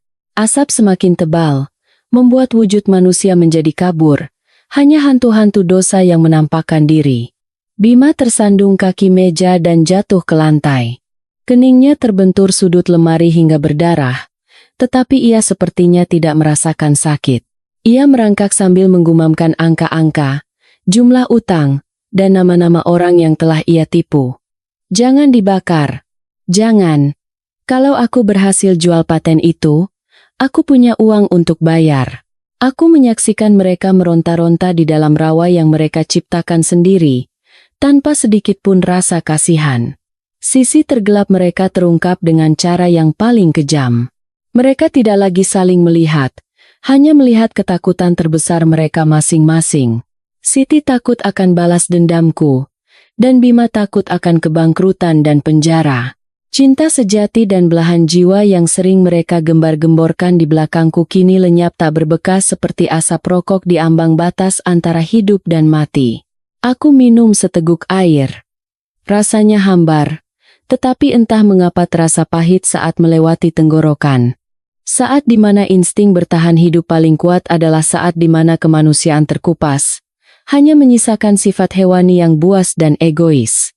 Di tengah ruang bawah tanah yang penuh asap, Bima tiba-tiba melihat sebuah masker gas, satu-satunya properti yang sengaja kutinggalkan sebagai umpan kejam di dalam lemari pajangan anggur. Ia berlari, memecahkan kaca dengan sikunya, dan merebut masker gas itu. Tapi Siti juga melihat secercah harapan itu. Ia berlari dan mencoba merebut masker gas dari tangan Bima. "Ini punyaku. Aku ini suamimu. Kamu yang harus mengalah," teriak Bima, menendang perut Siti dengan keras. Ia tidak lagi ingat pada penerus yang pernah begitu ia dambakan. Sekarang, nyawanya sendiri adalah yang utama. Siti terjatuh ke belakang, tetapi tangannya masih mencengkeram erat tali masker gas, menjerit putus asa sambil menangis. "Kamu mau membunuh anakmu juga? Pengecut, katanya mau melindungiku dan anak kita. Sekarang mau selamat sendiri." Selama pergulatan mereka, rahasia tergelap mereka meledak seperti bisul. Siti menangis sambil berteriak, "Kamu kan yang menyuruhku meracuni perempuan itu supaya gila, lalu berakting untuk merebut hartanya. Sekarang kamu mau meninggalkanku di sini mati terbakar." Bima tidak tinggal diam. Ia menampar Siti hingga darah mengalir dari sudut bibirnya. "Tutup mulutmu, perempuan serakah. Kamu pikir aku tidak tahu? Kamu memberiku obat perangsang supaya aku menurutimu. Siapa yang tahu anak di perutmu itu anakku atau bukan? Jangan-jangan anak kurir paket langgananmu?" Setiap kata-kata mereka terekam oleh sistem perekam suara, bergema lebih tajam dari belati. Bima menyalahkan keserakahan Siti, dan Siti membongkar penipuan, pencucian uang, dan rencana pembunuhan Bima terhadap istrinya. Mereka saling mencabik tanpa ampun, menanggalkan topeng kemunafikan yang telah mereka bangun dengan susah payah. Masker gas yang mereka perebutkan akhirnya robek menjadi dua, menjadi sampah tak berguna seperti hubungan busuk mereka. Aku melihat ke layar komputer. Perangkat lunak siaran langsung menunjukkan status sedang siaran. Koneksinya stabil. Video dari ruang bawah tanah sedikit kabur karena asap, tetapi suaranya sangat jelas, mulai dari napas yang terengah-engah hingga umpatan kasar. Tautan siaran ini telah kukirim ke daftar penerima yang telah kupilih dengan cermat. Dewan Direksi perusahaan saingan yang mengincar patenku. Grup WhatsApp warga perumahan elit tempat Bima selalu berakting sebagai suami teladan. Dan yang paling penting, email pribadi Rendra. Di layar, Bima, yang kotor oleh debu dan darah, dengan wajah bengis karena amarah dan ketakutan, berteriak pada Siti, "Aku memalsukan surat pinjaman bank. Rumah ini kujadikan jaminan. Semua ini kulakukan demi siapa? Demi kamu. Sekarang kamu mau membunuhku?" Siti, dengan rambut acak-acakan dan pakaian kusut, terbatuk-batuk sambil menjerit, "Penipu. Kamu menipu istrimu. Kamu menipu aku juga. Katamu kamu kaya. Ternyata kamu bangkrut. Aku benci kamu. Importu por emamater manter megali as video laska." Aku melihat komentar mulai bermunculan di grup WhatsApp warga. Emotikon terkejut, marah, dan jijik terus bermunculan. "Ya Tuhan, itu Pak Bima? Mengerikan. Ternyata dia manusia biadab seperti itu. Kasihan sekali Bu Dewi. Bertahun-tahun hidup dengan iblis."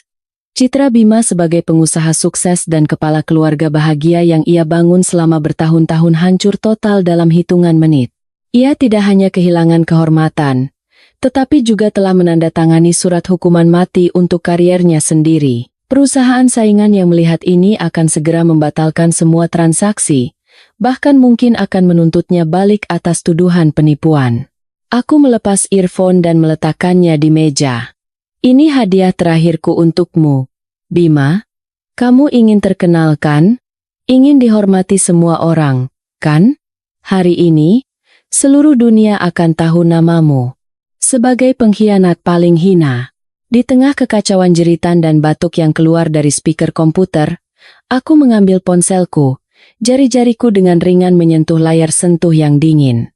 Aku menekan nomor Bima, nomor yang telah kuhafal selama 10 tahun terakhir. Nomor yang dulu selalu kutunggu dengan cemas setiap sore. Nada dering telepon terdengar aneh dan tajam di ruang sempit yang penuh asap di bawah tanah. Melalui layar kamera, aku melihat Bima terlonjak kaget.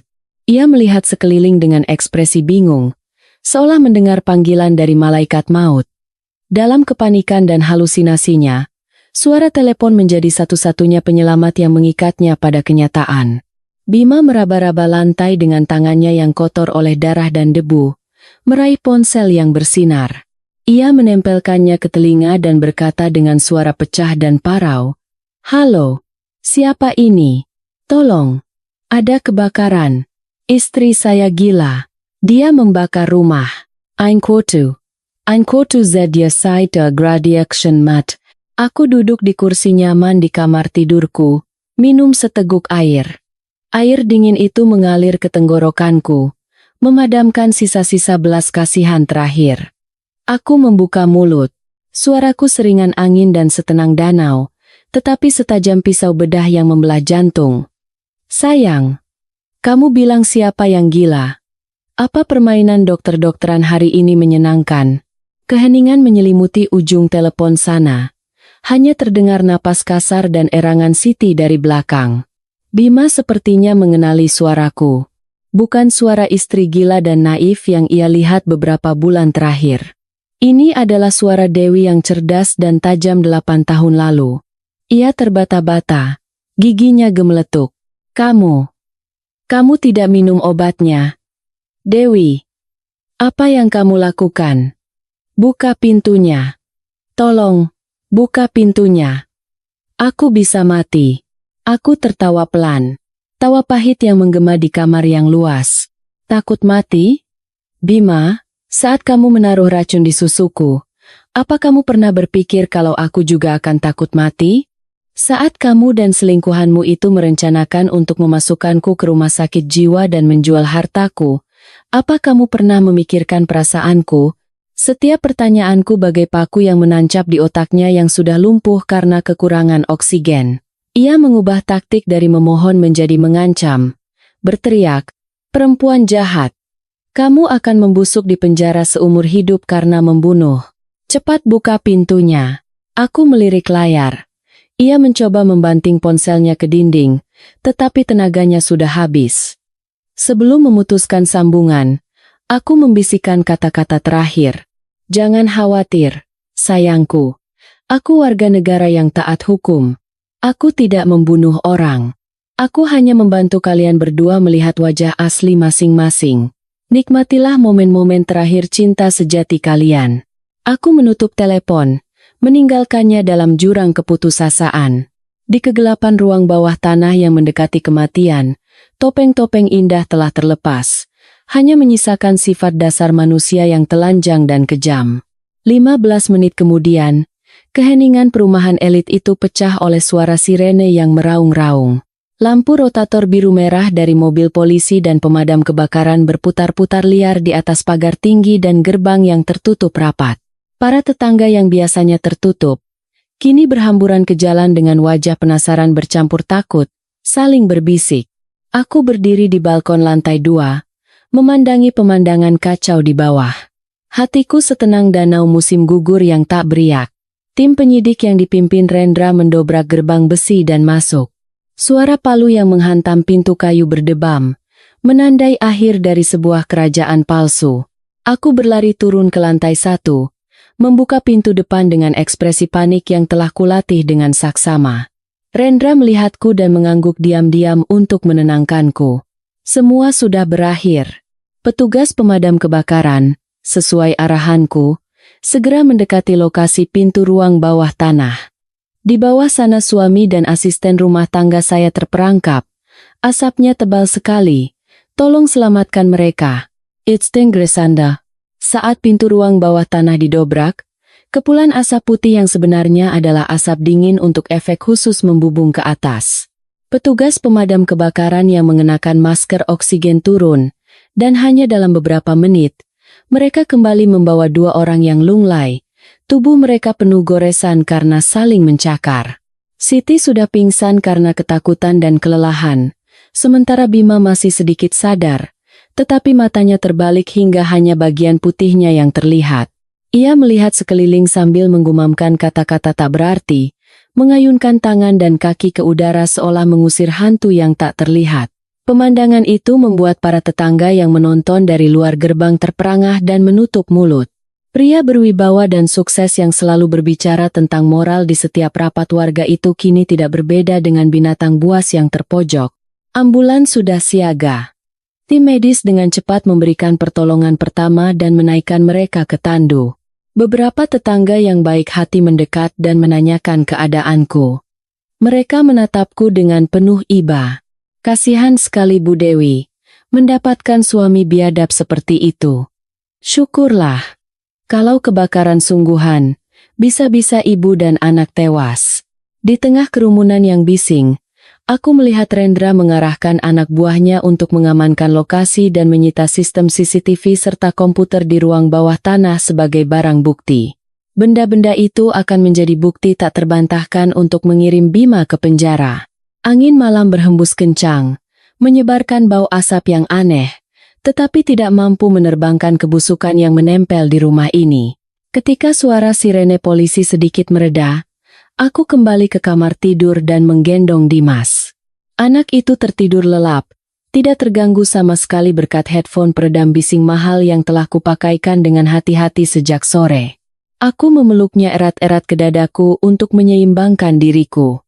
Dimas adalah satu-satunya jangkar yang menahanku agar tidak jatuh ke dalam jurang kebencian buta. Aku menyelimutinya dengan selimut tipis, melindunginya dari kilatan kamera wartawan dan tatapan ingin tahu orang-orang. Saat meninggalkan rumah, aku memainkan peran seorang wanita yang baru saja kembali dari ambang kematian. Rambutku sengaja kuacak sedikit, wajahku yang tanpa riasan pucat di bawah lampu jalan, dan mataku basah karena syok. Aku berjalan terhuyung-huyung, bersandar sepenuhnya pada bahu seorang polwan muda yang memapahku. Saat melewati kerumunan wartawan dan tetangga yang penasaran, aku semakin membenamkan diri ke dalam pelukan polwan itu seperti burung kecil yang ketakutan. Tolong, jangan foto anak saya. Dia masih terlalu kecil. Suaraku bergetar, tetapi cukup keras untuk didengar dan membuat semua orang di sekitarku merasa iba. Ibu ketua RT, yang biasanya paling suka ikut campur urusan orang, hari ini menjadi yang paling bersemangat. Ia berlari mendekat, memegang tanganku, dan berdecak. Ya ampun, Bu Dewi dan Dimas kok pucat sekali. Cepat ke rumah sakit, periksa dulu. Urusan rumah biar kami dan polisi yang urus. Aku mengangguk dan menitikkan air mata. Terima kasih Bu, saya takut sekali. Mereka mau membakar rumah. Mereka bilang mau membunuh kami. Kata-kataku yang penuh makna itu bagai percikan api yang dilemparkan ke tumpukan jerami kering, menyulut kemarahan massa dengan hebat. Orang-orang mulai mencaci maki Bima dan Siti dengan lebih keras. Saat aku naik ke ambulans, sirene kembali meraung. Melalui kaca belakang, aku melihat rumah megah 4 lantai yang pernah menjadi kebanggaan kami, kini berdiri kesepian di tengah malam yang gelap, dikelilingi oleh garis polisi kuning. Rumah itu seperti sebuah makam yang mengubur 8 tahun pernikahan penuh kebohongan. Aku menunduk menatap Dimas. Dalam tidurnya, ia bergerak dan menggenggam jariku dengan tangan mungilnya. Aku mengecup keningnya ringan dan berbisik, "Maafkan ibu telah memperlihatkan ini padamu nak. Tapi ibu janji, mulai sekarang, langitmu hanya akan dipenuhi kedamaian." Aku memejamkan mata dan menyandarkan kepala ke jendela mobil. Merasakan getaran mobil yang melaju di jalan yang tidak rata. Aku tahu aktingku sebagai korban yang sempurna telah berhasil. Tetapi jauh di lubuk hatiku, aku tahu butuh waktu yang sangat lama agar luka ini benar-benar sembuh. Keesokan paginya, rumah sakit tempatku dirawat untuk observasi penuh sesak oleh orang-orang. Berita tentang pengusaha kaya yang mengurung istri dan anaknya lalu mencoba melakukan pembakaran bersama selingkuhannya menyebar secepat kilat melalui media sosial, menjadi topik utama di mana-mana. Para wartawan memadati koridor, berharap mendapatkan foto eksklusif atau wawancara tunggal. Aku terbaring di ranjang rumah sakit dengan infus terpasang. Wajahku masih menunjukkan ekspresi syok dan kelelahan. Dimas telah dibawa oleh neneknya agar jauh dari badai opini publik ini. Pintu kamar terbuka, dan seorang pria parubaya berjas hitam mahal masuk dengan wajah prihatin. Ia adalah Pak Hartono, investor besar yang hendak membeli patenku dari Bima. Ia didampingi oleh 2 pengawal berbadan tegap dan membawa sekeranjang buah impor yang mahal. Begitu melihatku, ia tersenyum basa-basi yang canggung. Bu Dewi, saya dengar ada musibah. Saya langsung datang. Bagaimana kondisi ibu? Ia meletakkan keranjang buah di meja dan memerintahkan pengawalnya untuk menutup pintu, menghalangi pandangan penasaran dari luar. Pak Hartono menarik kursi dan duduk di samping tempat tidurku, merendahkan suaranya dengan nada penuh perhitungan. Kasus Pak Bima ini sangat disayangkan. Tapi ibu tahu, kan? Masalah keluarga sebaiknya diselesaikan diam-diam.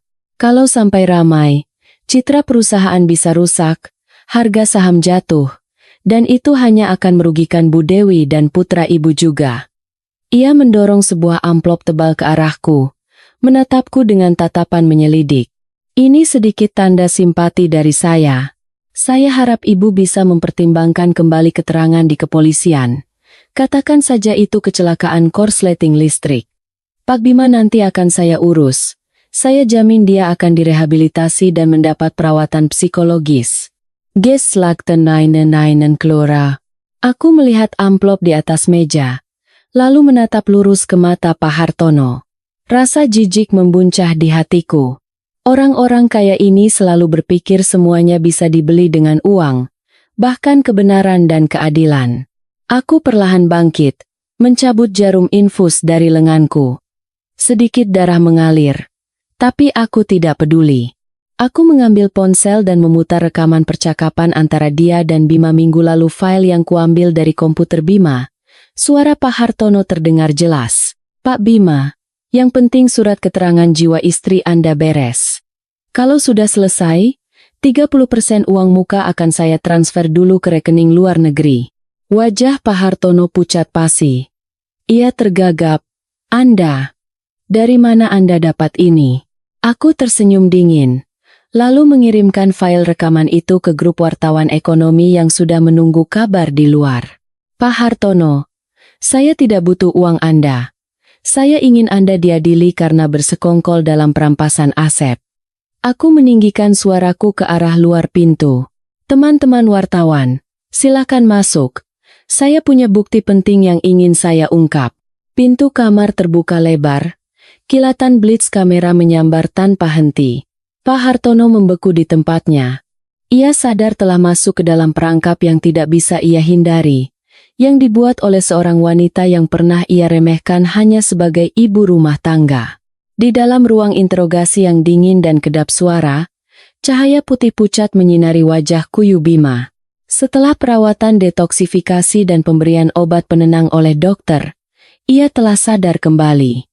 Namun, citra direktur yang berwibawa telah lenyap tak berbekas.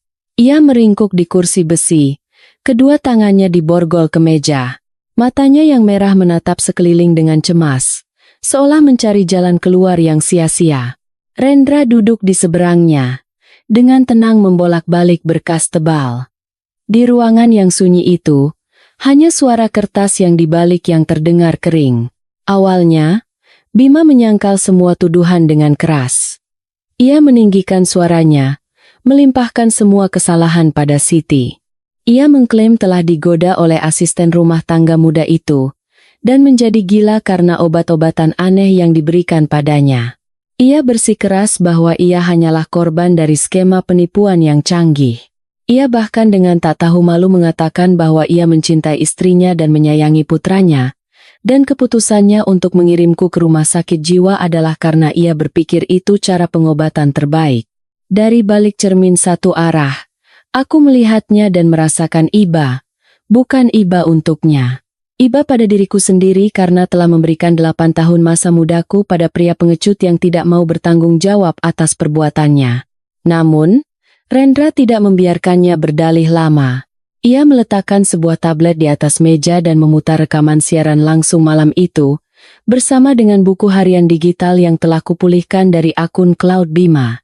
Di sana, tercatat dengan rapi tanggal, dosis, dan reaksiku setiap kali ia menaruh obat di susuku, serta rencana penyembunyian aset setelah aku dinyatakan tidak cakap hukum. Bima Prakoso, bagaimana Anda menjelaskan catatan ini? Rasanya tidak mungkin seorang asisten rumah tangga berpendidikan rendah yang menulisnya untuk Anda, kan? Tanya Rendra tajam. Bima menatap layar dengan nanar. Wajahnya pucat pasi. Tulisan tangannya sendiri kini menjadi saksi paling tajam yang berbalik menikamnya. Ia gemetar. Keringat membasahi kemejanya yang kusut. Ia sadar telah kalah telak dalam permainan ini. Ia sudah kalah sejak saat ia mulai meremehkan ikatan pernikahan. Ia menundukkan kepalanya ke meja. Bahunya bergetar. Aku tidak tahu apakah ia menangis karena penyesalan atau karena meratapi masa depan cemerlang yang baru saja lenyap. Aku tidak ingin melihatnya lagi dan berbalik pergi. Pemandangannya yang menyedihkan telah sepenuhnya menghapus citra suami perkasa dari ingatanku. Hukum akan mengadili kejahatannya, tetapi rasa bersalahlah yang akan menghantuinya seumur hidup di balik 4 dinding penjara.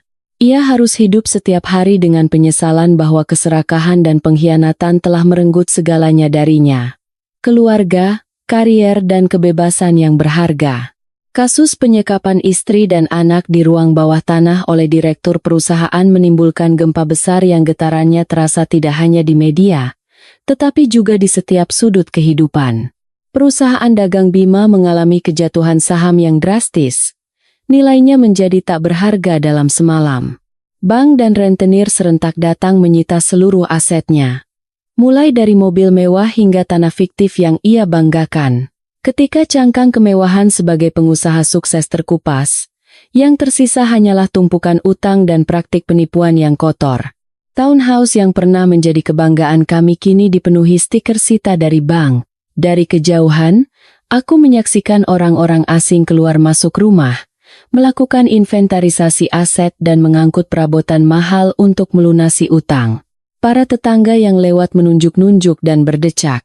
Simpati mereka untuk kami berdua sama besarnya dengan kemarahan mereka terhadap perbuatan Bima. Kehormatan yang ia anggap lebih berharga dari nyawanya kini diinjak-injak oleh semua orang. Bima dijatuhi hukuman penjara seumur hidup atas berbagai tuduhan, termasuk percobaan pembunuhan, penipuan, penggelapan, dan pencucian uang. Saat vonis dibacakan, ia berdiri di kursi pesakitan. Rambutnya memutih secara drastis. Matanya yang kosong menatap hampa. Siti juga divonis 15 tahun penjara atas keterlibatannya dan tuduhan penganiayaan anak. Ia menangis meraung-raung, memohon belas kasihan dengan alasan memiliki ibu yang sudah tua di kampung. Tetapi hukum tetap adil dan tidak ada tempat untuk air mata yang terlambat. Di pengadilan, aku langsung menandatangani surat cerai, mengakhiri pernikahan tragisku. Saat memegang surat putusan di tangan, yang kurasakan bukanlah kegembiraan, melainkan kelegaan yang anehnya terasa ringan. Seolah-olah sebongkah batu seberat ribuan ton yang selama bertahun-tahun menekan dadaku telah terangkat. Aku menggandeng tangan Dimas dan meninggalkan gedung pengadilan. Sinar matahari senja terpantul di lantai batu, memanjangkan bayangan kami berdua. Mulai hari ini, kami tidak lagi punya rumah besar atau mobil dengan sopir, tetapi kami memiliki aset paling berharga yang tidak bisa dibeli dengan uang, kebebasan dan kedamaian.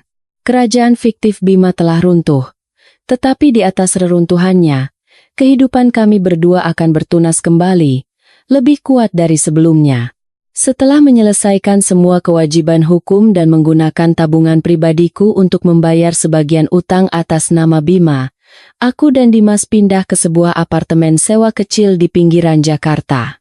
Kehidupan baru dimulai dengan banyak tantangan, tetapi rumah kecil itu selalu dipenuhi oleh tawa Dimas suara yang sebelumnya tenggelam dalam perhitungan dan kecurigaan.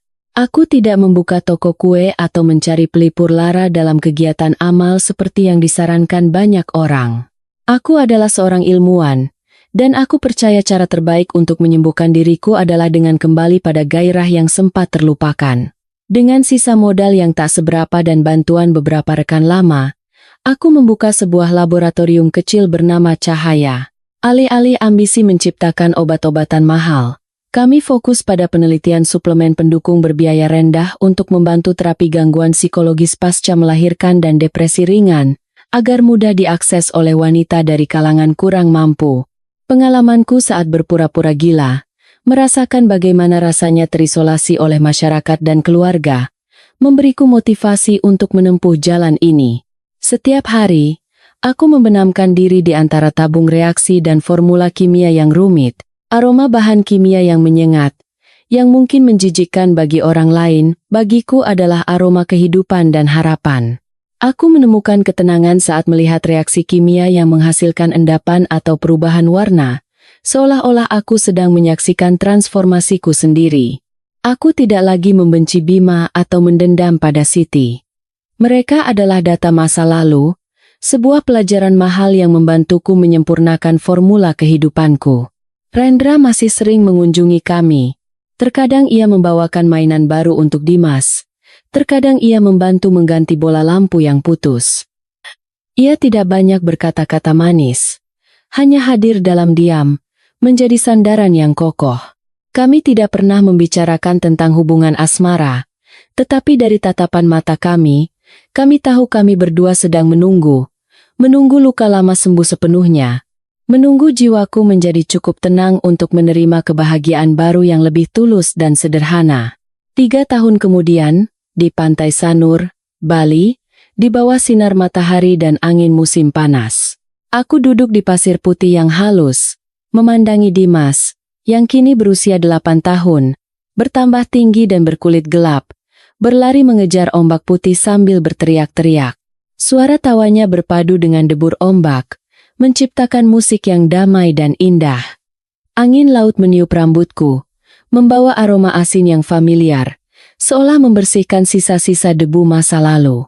Pagi tadi, ada telepon dari penjara. Kabar bahwa Bima meninggal dunia tadi malam karena stroke.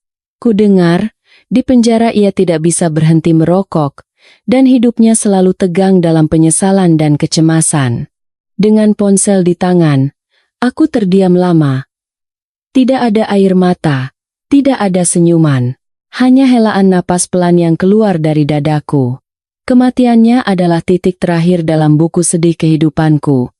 Bukan akhir yang bahagia, tetapi akhir yang adil. Aku memanggil Dimas dan menyeka keringat di keningnya. Anak itu menatapku dengan mata jernihnya. Ibu, kenapa kelihatan sedih? Aku tersenyum dan menggelengkan kepala.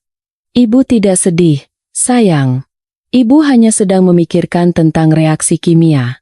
Aku menggandeng tangan mungilnya dan menunjuk ke laut yang terbentang luas. Hidup ini seperti sebuah eksperimen besar, Nak.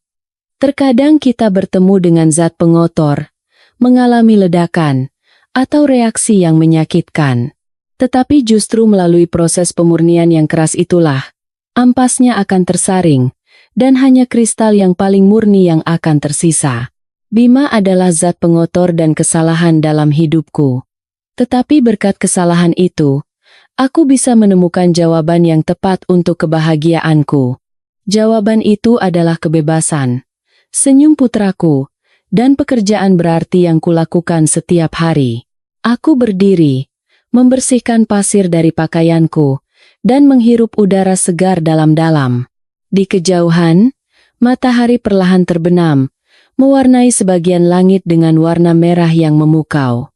Besok, fajar akan menyingsing lagi, dan aku tahu, reaksi kimia kebahagiaanku baru saja mulai membentuk kristalnya. Hadirin sekalian, hidup ini seperti sungai, terkadang berkelok, terkadang deras, tetapi pada akhirnya semua akan mengalir ke lautan besar yang damai. Balas dendam mungkin memberikan kepuasan sesaat, tetapi pengampunan dan melepaskan adalah obat penyembuh yang abadi. Pengampunan di sini bukanlah memaafkan kejahatan, melainkan membebaskan jiwa kita sendiri dari belenggu kebencian.